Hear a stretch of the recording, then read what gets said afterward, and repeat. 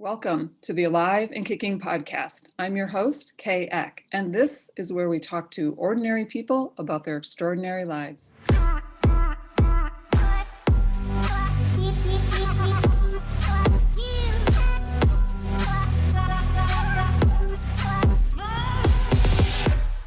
Welcome back to the Alive and Kicking podcast. Today in the studio, we have a very special guest. Please welcome Sarah Lindgren. Welcome, Sarah. Hi, Kay. Thanks for having me. This is very exciting. You and I have known each other for quite a few years now, and you came to teach yoga at my yoga studio. Whoa, back in 2012 already. Gosh. And since then, we've just become good friends, and I'm so happy to have you in my circle. And one of the incredible things is that in some of these long-lasting relationships where people are on a similar journey, I get to watch as you expand and grow and become wiser. And that's been so much fun for me. Yeah, I definitely feel like I was an infant when I first stepped into your studio. That was actually my first yoga teaching job that was in a studio setting. So prior to that, I had been in a gym setting, which was interesting and very beneficial in its own way. It taught me a lot as a teacher, but I remember stepping into your space, and there was like a magnification of ease and openness there. It was very supportive. So quite the little incubator that you had there. That was a good place to start your journey that way, because I just feel like it was such a special place and such a special time. And it was also like such a huge incubator for me, just in terms of life and everything that I learned by doing that. It's really incredible. So today we're going to talk about you. And I know that you grew up in Missouri. Is that how you pronounce it? So, in some parts, yeah, some people might pronounce it Missouri. We call it Missouri. Okay, so you grew up in Missouri, mm-hmm. which is a separate and distinct from Missouri, I guess. And maybe you can tell us a little bit about that. What was growing up in Missouri like? Okay, so just because it's fun to share with everybody, the town that I grew up in is called Peculiar. Which is, yeah, it's super fitting for I feel like my entire adolescence, because I was odd and awkward, and I was a peculiar person, in the middle of nowhere, Missouri. It was about an hour away from Kansas City.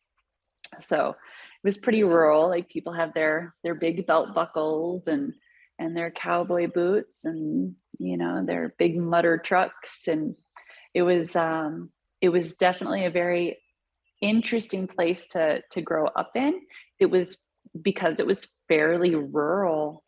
There was a lot of space for us to explore. We had our own children's tribe in the community, and we'd run down to the creek and get muddy and dirty and go play in the woods. And it was very very Winnie the Pooh, 100-acre woods kind of style. We just had the run of it, which was good and bad.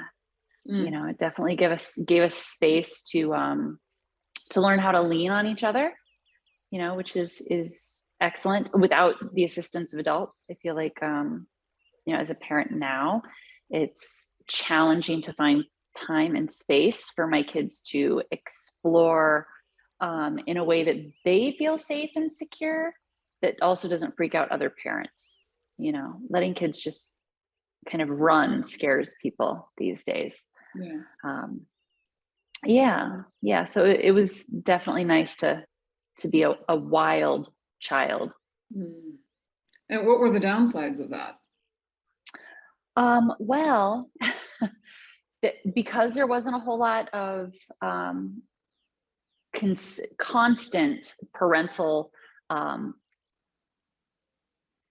watching. I don't know what the word is I'm looking for. They weren't always present. One of the children in our neighborhood had a zip line, very much like Home Alone style. So there was like the handlebars, and you zipped from a platform up in the trees. It was higher than like the 2-story building of the house, across to the other side. And I guess for boys, it's a pretty easy thing to do. I'm stubborn, and I've never liked to believe that there's something that somebody else can do that I can't do, especially when everybody else is showing me that they can do it. So I climbed this tree, got up on the platform, held on to the handlebars. There's no harness, it's just handlebars. Literally, like, and I don't remember any of this because the minute that I stepped off of the platform, I fell. Yeah, and I sustained a concussion. So my head hit the back of a tree trunk. The back of my head hit a tree trunk. And my young teenage friends, in all of their wisdom, when I got up and I said, I'm going to go home, and started walking in the wrong direction, they decided to help me get home. I went home. The next thing I remember is waking up in my bed with a bucket next to my bed and getting sick. And then my mom came in and gave me some medicine because she thought I had the flu. And then about a week later, I went back to school, and everybody's asking me if I'm okay. And I have no recollection of the experience whatsoever. It took years before I could even recall that we went to the tree and that I went up it. I still can't remember anything after that, but I do remember climbing up the tree. Yeah. So that would be one of the downsides of not having so much parental engagement. Right. Sometimes stupid shit happens. Stupid shit happens. Yeah. I also participated in car surfing as a teenager. Not recommended. It does hurt when you fall. Yep. Yeah. Yep. So it sounds like you had a rather adventurous nature to you, and I can relate so much to those stories, because I also was such a tomboy. And if I was like, I had 2 older brothers, and there were a lot of boys in the neighborhood, and I was just like bound and determined to not be seen as a girl, so I was tough, and I would fight. I would get into physical fights with boys, like wrestling around and stuff like that. And I was like, bring it on. I can beat up any boy on the block, which was, ridiculous. But so I can relate to that. So what was your sense of yourself as a child, and especially like in terms of how you fit into your family? I've definitely always had that like black sheep kind of sensation. As an adult, I can see that there were several of us that were black sheep within our family. But we could see that a little bit within each other, but really didn't have like the language to be able to cultivate a relationship around that.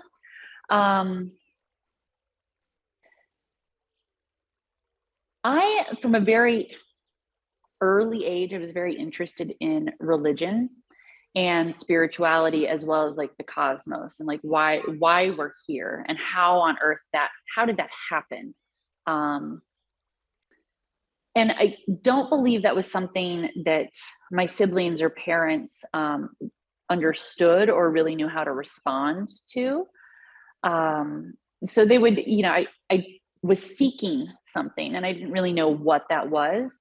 So I went to church with my friends. I would do those kinds of things. But definitely,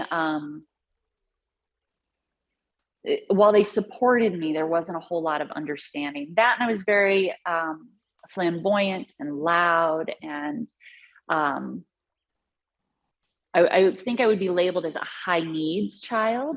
I needed a lot of reassurance. I needed a lot of stimulation, and I like extremes. Even as an adult, I like extreme softness, and I like extreme challenge. I like being in the center is a really hard place for me to be. That's definitely been a lot of my work as an adult, is trying to like find that space where I'm happy in the center. But yes, as a young person, it was very very extreme oriented on both edges.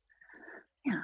So first of all, I want to ask about the black sheep syndrome, because I remember one of my children saying in a conversation that they were considered themselves to be the black sheep of the family. And I was like, come again? Like, what? And I thought, well, if you were a black sheep, you were the most loved, respected, honored, adored, and cherished black sheep that I've ever seen in my life. So I just think it's interesting. Like, did your family see you as a black sheep, or was this sort of was this a self-evaluation that you didn't fit in? I would say that it's both. We all grow up with like the stories of our childhood, and a lot of the stories that I got to hear on repeat were about my extremes. So that was a big part of my adolescence, knowing that what was normal for me was extreme for everybody else. Mm. But as you said, there was a lot of adoration. I'm from a blended family. Both of my parents had a single child coming into their marriage, and I'm the child that united our family. And then I have a younger sister as well. So there's 4 of us that all grew up in the same household together.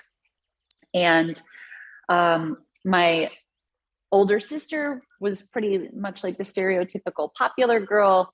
My brother was kind of the stereotypical little genius, blowing things up in the basement, exploring scientific experiments and things like that. And I was just set aflame. So being that person that kind of unified the family, I did receive a lot of love all the way around, which is probably why as an adult, I look at my family and my siblings and I don't agree on this. I thought that we were all like in it together and supporting each other, and that we had this great, beautiful unit. I'm a bit of a romantic too, so I might be romanticizing that a little bit, but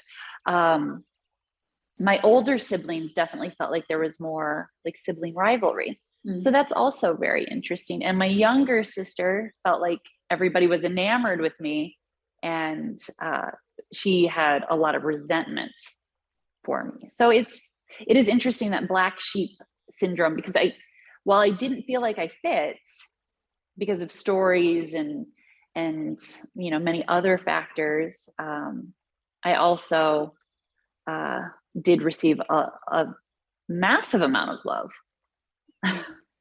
It's interesting that you're talking about your sense of yourself being influenced by other people's perceptions of you, that what they were considering that you were about was these extremes, and then you kind of took that on as like, oh, that's not normal, that's extreme. And I think of like how much of us is actually formed by our parents' reactions to us, our siblings' feelings about us, and stuff like that. It's kind of crazy, really interesting also.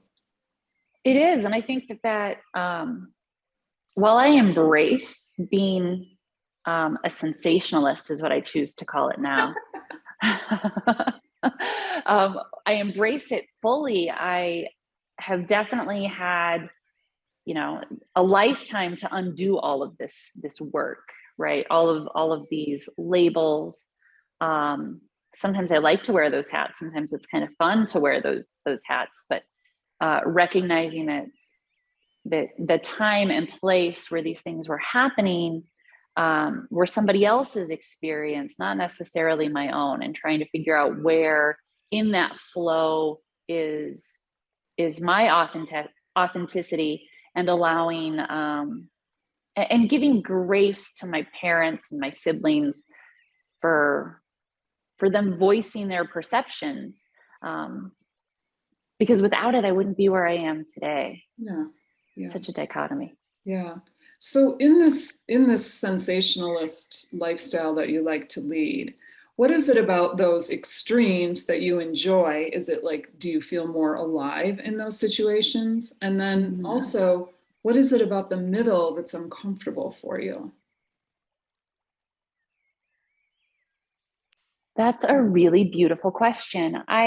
So I think the middle is uncomfortable for me because I haven't spent as much time there.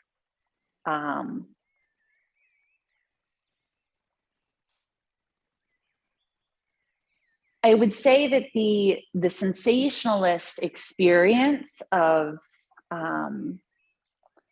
it tends to be, I'm a very emotional person. I'm all like water and fire. When you start looking at lots of different modalities, whether it's yoga or astrological or whatever, that's where I'm at. I'm very, very fluid with my emotions. So those can tend to be quite extreme in one way or another. And while I embrace that, I recognize that it can frighten some other people, right? When I was young, I was very aggressive and angry a lot. And even as an adult, I do, like with my yoga practice, for instance, I enjoy the slowest, softest experiences, like the restorative and the yoga nidra. And then I like the things that are challenging, that make me feel like I'm strong or I can overcome something. So it's almost like I have to have this experience of intensity in the challenging realm, and then the healing happens on the other side in the softness. Yeah, and I guess I just kind of pass through the middle. Yeah, maybe it isn't even a middle. Maybe it's just, I just feel like, we put all these labels on our experiences, like the word extreme, and maybe it's just like that's where your sweet spot is, like, Yeah, I think that's where I do my best work. But that's also, like so many of us, I've experienced trauma in my life. And when I was 13, I experienced I had two experiences of date rape, if you will. And so at that point, that fire really took off. There was a lot of fire, a lot of anger. And the healing process for that really didn't start until after I had had my second child. It had been I had repressed those memories, and I had been acting out, doing all of these things that people would consider to be crazy, just so I could find, something I could make contact with. So I think that that's part of that extremism, is trying to find a place where I can land, right? That is also like safe and secure. Wow, that's really profound. So those experiences you were quite young, really young. Yeah, I was 13. Yeah. With both of them. Yeah. And did your parents know about it?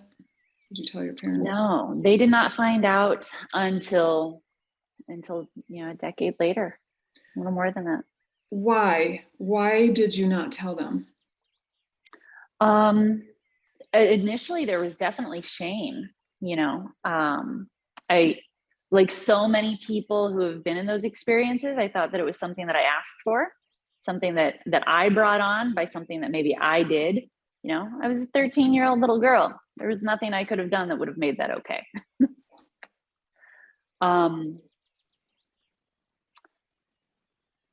Yeah. And then after that first experience, that definitely made the ground very uneven, very shaky. So like most children who don't feel secure, I acted out a lot, and those extreme behaviors became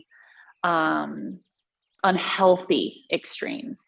So I found myself sneaking out, going to parties, and then putting myself in a position where another unsafe experience took place. And that was, well, those two were definitely the most violating. There were tons of like little micro violations between that point and the point where I was sitting on the couch with my husband, and I looked at him and I said, I was raped. It just hit me like a ton of bricks, and the tears came, and all of the thing, all of the emotions came to the surface. And then, I sought out therapeutic help from a local women's shelter in Aurora, Mutual Ground, which I absolutely adore. They've been a big part of my healing and transformation as well. So yeah. So after that, after the initial experience, and then being coupled with unhealthy behaviors, drugs, alcohol, sex, all of those things, it like locked it in a box and was put back so far that I had completely forgotten that it had existed. Yeah, I was just talking with a guest yesterday who grew up in Colombia in the 80s and had an extremely violent childhood in every way. And she had absolutely no memories of her childhood whatsoever until she did, and much, much later. So that is, I think, a common experience when you're very young and you have no tools to cope with that. And of course, when you're 13, like that's not a conversation that 13-year-olds are having with each other. So there's no peer support. There's not even any awareness that that could actually happen. So yeah, very, very difficult. So how did, other than the fact that the extreme behavior went from adventure to, danger, I guess you could say, or unhealthy, as you put it. How did that sort of background influence the decisions you made moving into adulthood? It was all reactionary. Very few of the decisions I made moving into adulthood were planned or well thought out. I ended up dropping out of high school, didn't explore college at all. Found myself in an abusive relationship where I was, again, just reacting, not responding, but just reacting to what was happening. And that was in and of itself another set of traumatic years. He very effectively cut the cord between me and my family. He was very skilled in that. Having the wide lens, I can see that I was not the first of his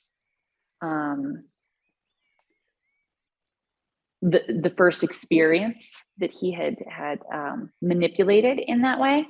And even at the end of our relationship, I was able to recognize that his patterning was going to continue, and I had a choice to make. And I stayed with him longer than I should have in that space of knowing, because I was worried that it was going to happen to another person. And so it was I was doing that martyrdom piece where at least it can stop with me. Yeah. Wow. Wow. So what were your parents experiencing as watching you on your life path? They were grasping at straws, most definitely. So I remember in middle school, after I had kind of like imploded, they showed up one day to take me to counseling, which was just another explosion. I didn't know it was coming. They just showed up at the school to like whisk me away and take me to see somebody, which definitely sent, as at that point I was 15. So definitely sending signals that something was wrong with me, that I needed to be fixed. And at that point, everything had been kind of like locked away. So if I would have had maybe an opportunity to explore with a counselor that I felt supported by, or any kind of energy worker, it could have been a different outcome. But I walked into there with all of my barriers up, and so that was not necessarily a very fruitful experience. They were grasping at straws, definitely trying to like figure out what was going on. They wanted to help me, but didn't really know how. Yeah, because they didn't know what either. Right. Yeah, it's kind of an impossible situation, as a parent to be trying to figure out what's going on, and also knowing that a lot is not under your control, and because obviously a strong-willed person is going to do what they want to do, which it sounds like you were. So then what, okay, so after you, were you finally able to leave that relationship? So let's see, I moved out of my parents' house when I was 16. So that's when I met this person who was 15 years my senior. Wow. So they were not thrilled about that. And they looked at legal actions that they could take. In Missouri, at the age of 17, you can essentially, there's nothing else my parents could do. They couldn't force the cops to come pick me up and take me home. And I was just a few months away from my birthday. So they felt like that might do more harm than good by creating that force. And then I was in that relationship until 2001, when we moved up here to How many Chicago. years was that? So let's see, that would have been about 5, 6 years. It's a long relationship. Wow. And yes, and it was incredibly emotionally abusive. So many things happened in that experience. Yeah, but that is ultimately what brought me to Illinois. So again, there's that piece where all of this muck that I've gone through, all of this challenge and turmoil that I would not wish upon anybody, there's now this other side. Like, I have this beautiful life now, and I wouldn't be where I am today if I wouldn't have had all of these other pieces. So this person that you were in the relationship with moved the both of you to Illinois. You moved together. We did move together. His cousin had a job offer in Chicago. So like a week before Christmas, his cousin had asked both of us if we'd want to move with him because he couldn't afford the rent in Chicago on his own. And I jumped at the chance. When I was in 8th grade, actually, our school took a trip to Chicago, and my mother came with me. And I remember looking up at the skyscrapers and saying, "I'm going to live here someday." And she was like, "Okay, honey, you do that."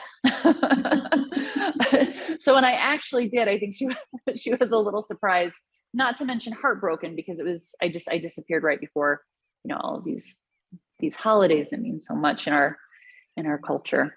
Yeah. And plus you were moving with this person that you didn't approve of, and they could probably see more than you could about how damaging that relationship really was for you. Yes, most definitely. I know that my mom did, without a doubt. Both she and my father, their first relationships that they both had their first children with were not healthy relationships. There was a lot of drug and alcohol abuse in those. So they could definitely see all the flags. Oh my God, that must have been torture for them. I think so. Yeah. So when did you start to, what happened after that relationship ended? How did you start to come aware of what was happening for you? To be honest, it was still several years before I started to wake up. I was still very much on like a path of self-destruction. In that initial relationship, he very cleverly crafted this desire for me to be a sex object, right? And started having me as soon as I was old enough. And in Missouri, you're old enough to start dancing, exotic dancing, when you're 18. So the moment that I was old enough to do that, he essentially had convinced me that was something that I should be doing, that would be good for me. So that was my path to financial freedom, right? So after I was no longer in relationship with him, that was how I was continuing to pay my bills. And while I was in in a very unhealthy work environment, I was able to see the spectrum, right? The spectrum of the people who were coming in to work, to go to college, the people who were very much like where I was, just kind of on that path of self-destruction, but maybe not quite at as rapid of a pace as some people. And then there were, the people who were severe drug addicts that were engaging in every unhealthy behavior, for their soul, their spirit, that you can imagine. So that went on for a while, until I met I guess I'm in the process of divorce. So the person I'm uncoupling from, and that, it was it's just been a string of unhealthy relationships. While that relationship had initially started in a space of nurturing, I had like princess syndrome, right? He was my knight in shining armor, coming to save me and take me away from all of this chaos and turmoil in my life. And it was a reprieve. There was a sweet spot there where I was on my own and starting to dismantle some of the destructive behaviors that I had been engaging in, and starting to look at what are my options. Like, I was finally able to start to see value in myself, which was a beautiful gift. And I'll always be grateful to my ex for that. But as we all know, when you're not well, you continue in those patterns of kind of like seek and find, you pacify one thing and then another thing comes up, and you're often not at the source or at the root of that trauma or problem. So, we had 2 beautiful children together. And when my youngest was about 2 years old is when I recognized that I had like this massive sack of trauma. I was aware of like the relationship trauma and the idea, of being in that verbally and mentally abusive relationship, and all of the work that I needed to do to become aware of my own strength and value. But I still hadn't noticed that underlying cause or root of it. So I went through the therapies at Mutual Ground, which were absolutely beautiful. I learned a lot of how to pull myself out of a triggered response. So that way, if I was having a flashback, which happens a lot with people who have the repressed memories, they just kind of come back at random times. It can be triggered by a sound, an experience, a word, or nothing at all. So I learned how to count planks in the floor, or tiles in the ceiling, or whatever there was multiples of, because that would help me ground. And then once that treatment was over, because it was offered by a student who was in a therapy program, so it was completely free. Again, getting back to the value, I didn't feel that I had the ability to pay, right, for these services that I needed. There was that guilt piece. So when that was over, I was kind of floundering for a little bit. And my first experience with yoga was when I was pregnant with Hannah, my oldest daughter. And I didn't really realize all of the trauma that I had been carrying, but I remember leaving that practice, having it be the first time that I felt like I was inhabiting my body. For a really long time. I was able to breathe, and I didn't realize how profound that was. So I would come back to yoga through those couple years while the girls were pretty small, before I realized that was the key for me to be able to take everything that I learned in therapy and counseling and put it into my body, and to make it work for me, to stop actually having those flashbacks and extreme triggers.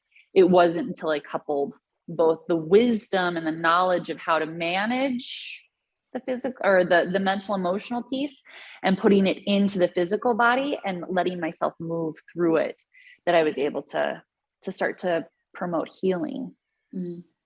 Yeah.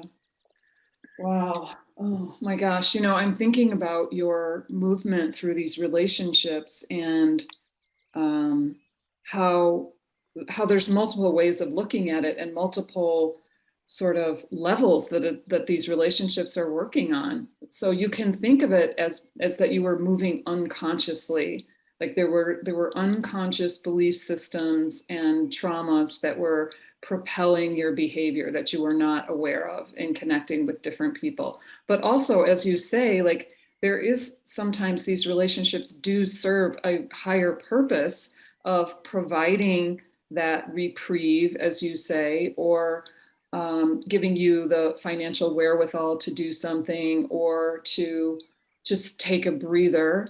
And then as you gain more self-awareness, then a new aspect of the relationship comes in that also serves your growth. Do you know what I mean? Like it's they're these relationships, even if they end up not working out, they have so many beautiful benefits and gifts to them. And one of the gifts is that sometimes we outgrow them, you know, like it's yeah, it's kind of a crazy ride.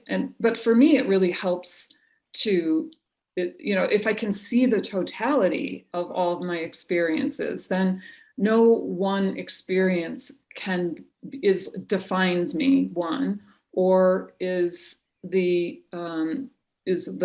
mistake. They're always catalysts for some greater growth, you know?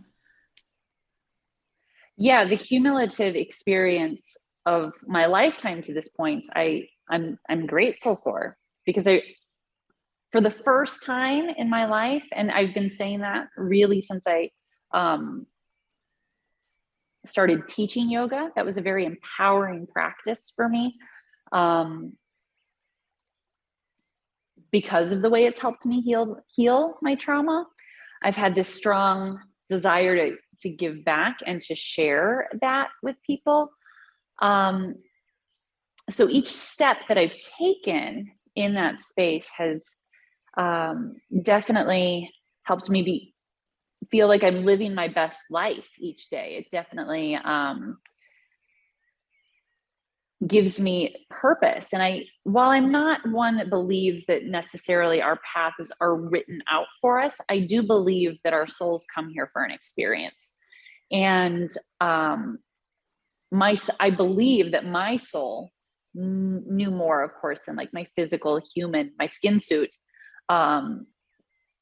knew how to manage and to traverse this. And the more that I am able to anchor into that experience of like soul space, the more I feel guided in the fact that all of these things that I've had to endure are really in service of what my soul came here to do, which is to help people heal, to help people know love and to know self-love. And the only way I can do that is by knowing what self-love is not, right? I needed to have that experience of wanting it all to be over, of having no self-worth, no self-value, to be able to be in a space where I can see my vibrancy and radiate from my heart space, even though it's horrifyingly scary for me, right? To show up with that vulnerability. But at the same time, I know it's necessary, and that's what I'm here to do.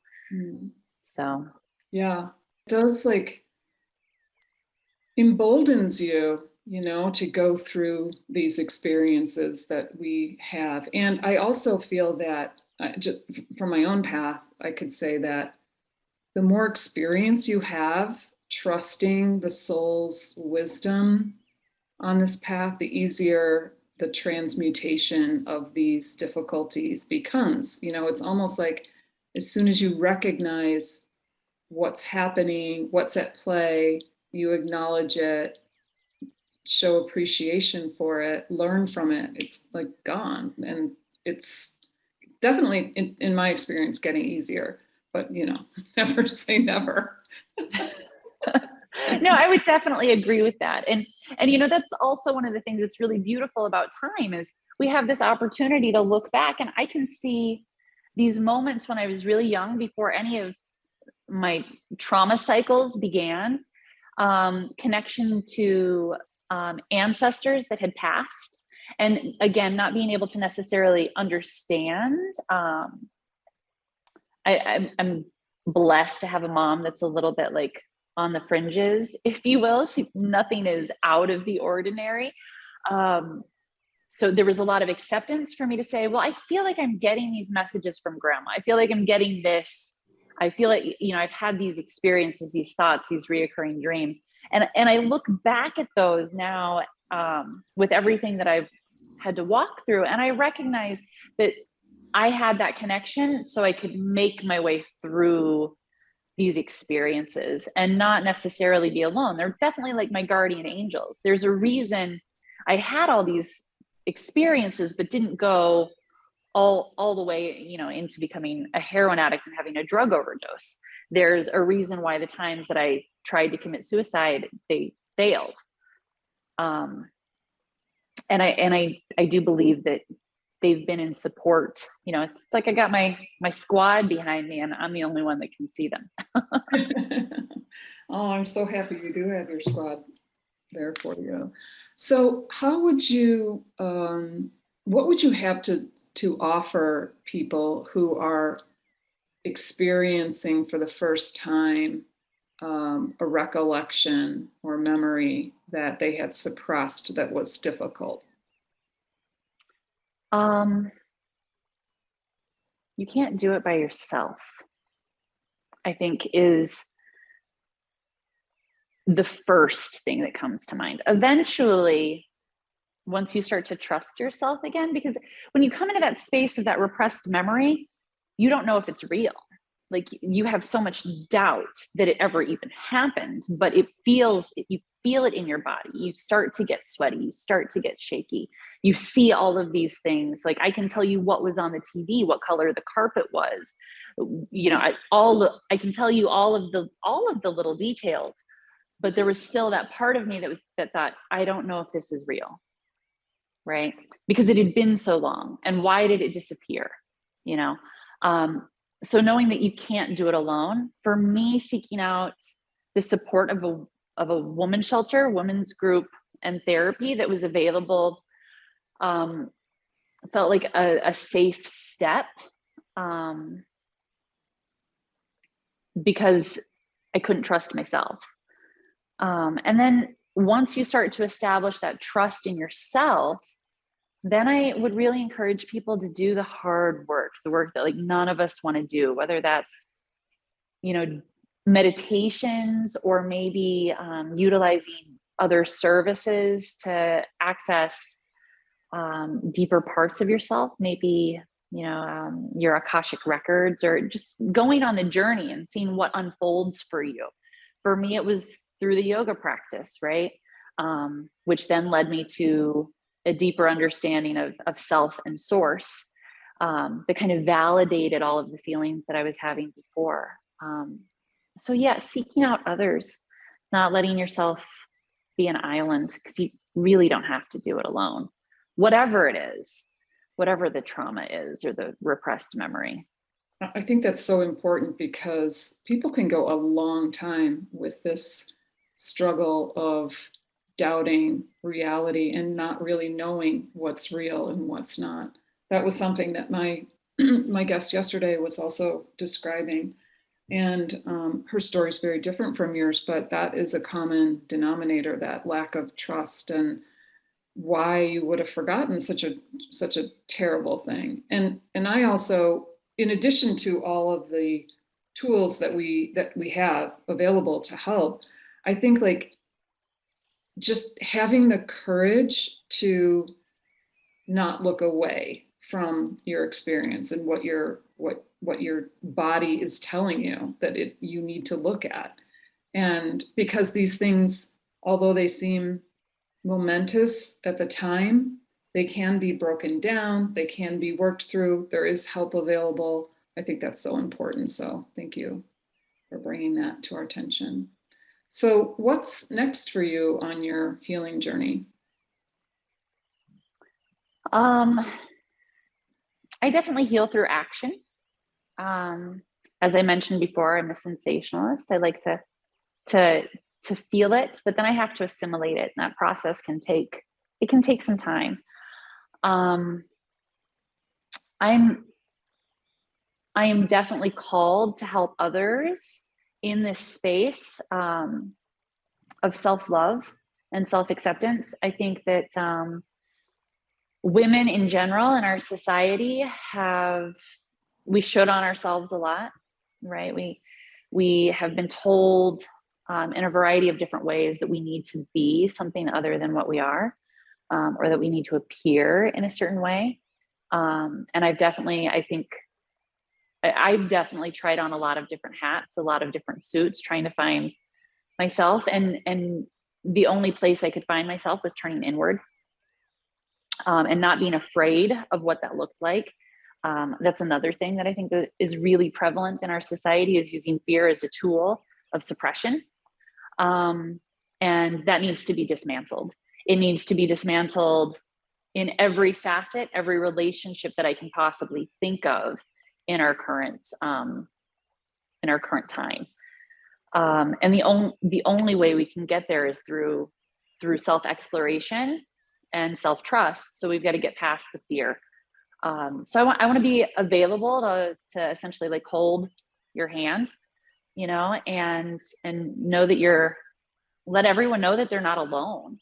That the time that we're living in is incredibly challenging. It's incredibly stressful. We don't have a lot of community is broken right now. And I think we need to return to community. We need to be able to have multi-generational experiences. So we can heal collectively. So we have to do the individual work, but we also have to do the collective work. So we can all come to a space where we can be validated in our own experience, where we can be vulnerable without shame or without fear. So that's what I've been working on for quite some time. It's definitely, you know, a long journey. It's a long experience. But that's also where I feel called to put my energy. That's beautiful.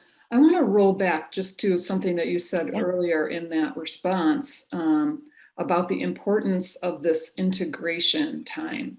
So can you kind of break that down for us and tell us like what your process is and what that really requires? Yeah. So I think sometimes for me, it feels like I move through things almost at hyper speed.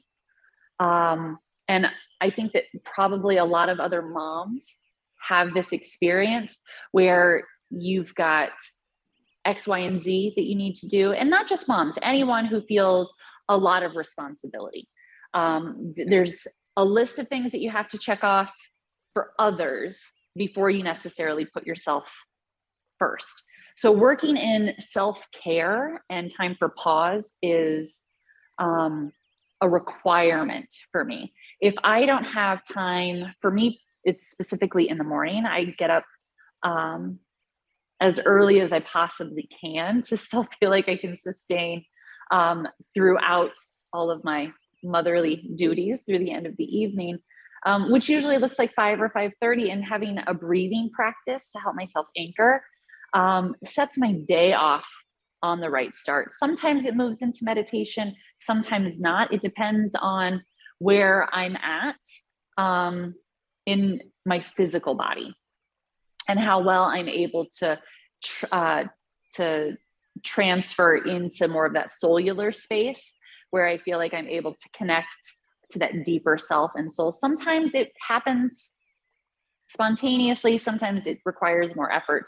But that's where I'm able to gather the information and transform it into wisdom in my body. Instead of just knowledge that I've accumulated, it's through that process that I'm able to hold it in my cellular system. And then there's the process of sharing it, which is its own practice that also, you know, has a scope to it. So I tend to share in nuggets. A lot of it comes through in my teaching, my yoga teaching. Anytime I'm on the mat, there's definitely like that connect to physical self, that connect to source, and that connection to love. I like to bring in a lot of poetry as well that helps make a lot of the experiences and sensations that I'm feeling in my physical body feel more grounded and real. So I would say it's multifaceted, it's multi-layered in the way that I process and assimilate. So for instance, I mentioned earlier that I'm uncoupling from my spouse. We've been together for 18 years. So it's a pretty long time. And there's lots of different facets for that. And just the process of being able to say to him, this is no longer working for me, took 6 months of me knowing that I needed, that this is what my heart, my soul was called to do. And then having to process what that was going to look like for other people, how I was going to move through it. And then, so right now, you know, it's autumn. It was this spring that I filed for divorce and started moving through that process. And it has literally been this week. It's that everything that I have been working through the spring and the summer has been present for me. It's been like a multi-layer cake that I feel like I'm currently like slicing into, so I can see each of the layers, how over the past 6 months it's been informing my physical experience, my mental and my emotional experience. So it's almost like where I move through all of these things, where I've got a lot of little tasks to do. And then I take, without really knowing, it's like the universe kind of brings it to me and says, okay, it's time for processing. So I get handed like this stack of information that I need to go through. And that for me is a lot of pulling back. So a lot of self-care right now, extra long meditations. Later, I've got a UV treatment that I'm doing, just more time for grounding, for self-care, so I can process more deeply everything that I've been moving through. Yeah. That feels really important to share with people, that you certainly can rush through these experiences, but you'll find that they just keep coming up if you don't really fully integrate them and give yourself that gift of time to let it settle into your body and sort of work its way into you and then out of you. And there's so much that happens in those periods, and we really should encourage each other to take that time that's required. So yeah, this week I heard this a while ago. It may have been when I first started teaching yoga. It was such a cute little slogan: "Stop the glorification of busy." Mm. And I feel like a lot of us get caught there. And when we're caught there, there is no time for process. So even though I have like my daily routine of minimal processing, if I don't take time to process the big chunk, the big stack, my world will halt. Something outside of me stops everything else from happening because I need to process. Yeah, like a pandemic. Exactly. Like a pandemic. Stay home for 2 weeks, feel all the feels, the fear. Yeah. Oh my gosh, that is I feel like that's really such good information for people. So thank you so much. Let's move on to our lightning round. You ready? So ready. Not really, but we'll go with it. All right. Number 1. What in your life have you not taken seriously enough?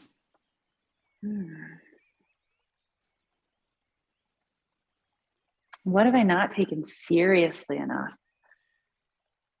Laughter.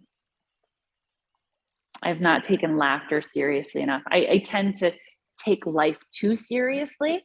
And I will often breeze past those simple, like I love the simple pleasure, but I find the serious side of the simple pleasure. So giving myself the opportunity to enjoy just the cultivation of laughter and how profoundly healing it is. Yeah, my second question is what do you take too seriously? So I I find, oh my gosh, I think that's pretty common for, people who consider themselves to be on some sort of seeking journey, is that life is so incredibly loaded to the gills with meaning that you can really kind of get lost in the esoteric nature of everything that's happening, and the sort of mundane things that occur just sort of happen and you're not even really paying attention to them. And one of the things that I've been discovering lately is when I wrote a blog about it and I'm about to put it on my website, that this has been a big, huge surprise to me, that when I started like really engaging with life, with people, as myself and allowing them to be themselves, I found a lot of sanctuary in that, a lot of that stillness that I had within me, but I didn't have externally out in the world. I'm starting to see that it's now planting itself right in my daily life. It's been incredible experience. And yeah, so that, like, becoming more human, like there's a lot there that we haven't really explored. So yeah, that's been me too. More that, and I've been asking for that too. I want more joy, more fun, more adventure. Yeah, so bring it on. Okay, number 3. Are you a cloud gazer? Gosh, yes, cloud and lights. Yes, clouds are amazing. I'm a dreamy kind of person. I like to live in dreamland a little bit. And I wouldn't even consider it a fantasy. To me, it's all very real. Like the dreams are more real than sometimes real life is real. And I'll never forget the first time I felt like the big squeeze, that moment where I feel like everything's at peace and life is perfect, and you got your squad behind you. I was, I don't know, I was in elementary school and I was walking home from my aunt's house and I look up at the sky and there's these big, beautiful clouds and there's those sunbeams, those light beams like peering through the clouds. And I just felt like there's something bigger than me. That was my first experience with source and being able to connect to it. And it was absolutely beautiful. So I've been smitten with all clouds. Oh my God, I am like obsessed with clouds. I spend every single day looking at clouds. Every single one has some sort of meaning for me, and it's funny. I just think it's funny. And this is a question I actually didn't make up myself. I found it somewhere and I was like, wow, that's a really like, I need that one. Yeah. Okay. Number 4, would you like to be famous? No. Did you ever? Absolutely not. Yes, when I was a kid, I definitely wanted to be famous. I even had a stage name.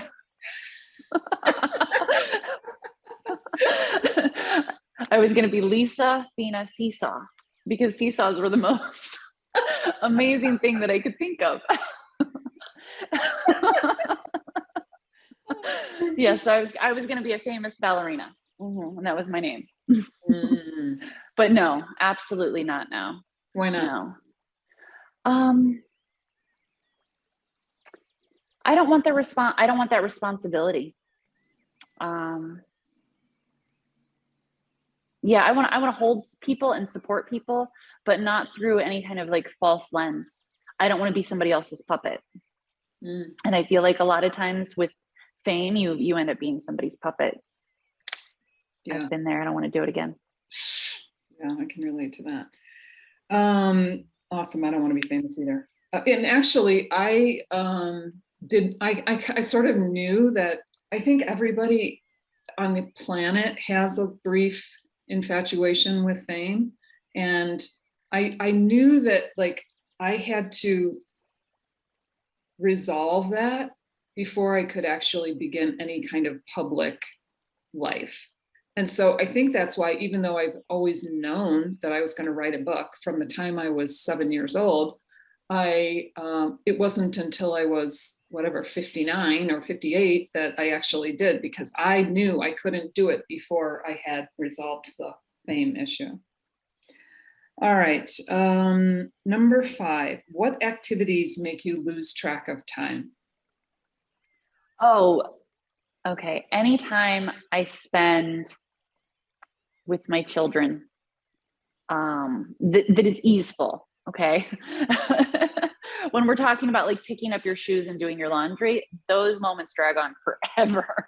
But those moments of ease, where you just kind of like drop into that bliss state, you know, it feels like you could push pause and allow those moments to last forever. And I also find it in my meditation practice.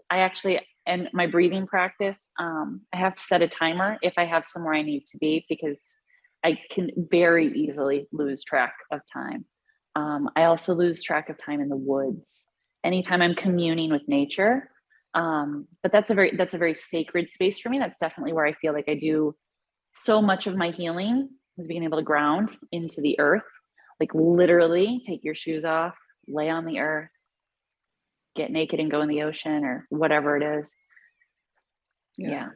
That's beautiful. For me, it's like any kind of like art. Okay, one more question. Okay. Thank you. Sorry. No, actually, skip. I don't have one more question. Did you bring a question for me today? Yeah. So I had mentioned to you that the first time that I felt like I had communed with my soul was when I felt that experience of like light and transmission move through me. And I'm just curious, when was the first experience that you felt that connection of soul and source? Yeah. I think it's interesting, because I think as children, we probably like our lives are filled with those as really young people, but that's all we know. Like we're so close to source at that point, like everything seems, amazing. But I also was a child, and I was sitting under a weeping willow tree in a park in my hometown, and it was the summer day. And I used to go to this all-day camp program where it was very unstructured. So you would just go there at 8 in the morning, and they would have, some crafts or a softball game or all kinds of things going on. And I was sitting under this weeping willow tree, and it was like a hot, humid day. Grew up in the Midwest too, and the humidity is just rising off the grass, and that smell, that really earthy, grassy smell. And I just was like transformed in that moment, like huge. And of course, like now it's, that it's so common to have those experiences. I have them all the time, especially cloud gazing. How about you? Well, yes. So my first experience was also like outside in nature, as I mentioned before, with the light moving through. But I also definitely feel like now that I know how to name it and experience it, I am able to see it more. It's not that it ever went away. It's not that I wasn't ever able to access it. I just didn't know what I was accessing. So that's given me some empowerment to be able to set in that space and kind of like steep in it. Yeah, it's because it's not something that happens to you. It's something that you notice that is happening all the time. And so just the more you notice it, the more you can experience it. It's magical and amazing. But we forget, because we've got, shit to do and all that. So right. yeah, but that's, people talk about home, home sweet home. Well, that's home. So Yeah, that's that's home. where I like to commune, and I like to get close to home.